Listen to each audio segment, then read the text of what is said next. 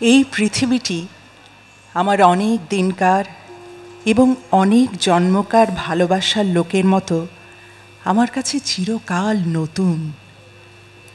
আমাদের দুজনকার মধ্যে একটা খুব গভীর এবং সুদূরব্যাপী চেনাশোনা আছে। আমি বেশ মনে করতে পারি বহু যুগ পূর্বে যখন তরুণী পৃথিবী সমুদ্র স্নান থেকে সবে মাথা তুলে উঠে তখনকার নবীন সূর্যকে বন্দনা করছেন, তখন আমি এই পৃথিবীর নূতন মাটিতে কোথা থেকে এক প্রথম জীবনোচ্ছ্বাসে গাছ হয়ে পল্লবিত হয়ে উঠেছিলাম। তখন পৃথিবীতে জীবজন্তু কিছুই ছিল না।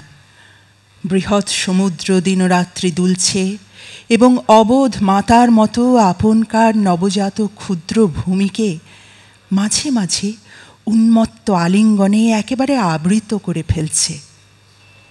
তখন আমি এই পৃথিবীতে আমার সমস্ত সর্বাঙ্গ দিয়ে প্রথম সূর্যালোক পান করেছিলুম। নবশিশুর মতো একটা অন্ধ জীবনের পুলকে নীলাম্বর তলে আন্দোলিত হয়ে উঠেছিলুম। এই আমার মাটির মাতাকে আমার সমস্ত শিকড়গুলি দিয়ে জড়িয়ে এর স্তন্য রস পান করেছিলুম। একটা মূঢ় আনন্দে আমার ফুল ফুটত এবং নবপল্লব উদ্গত হতো।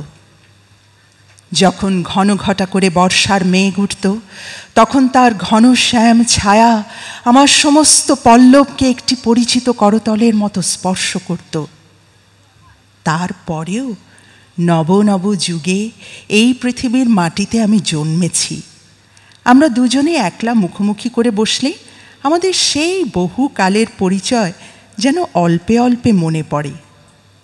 আমার বসুন্ধরা এখন একখানি রৌদ্রপীত হিরণ্য অঞ্চল পরে ওই নদী তীরের শস্যক্ষেত্রে বসে আছেন। আমি তার পায়ের কাছে কোলের কাছে গিয়ে লুটিয়ে পড়ছি।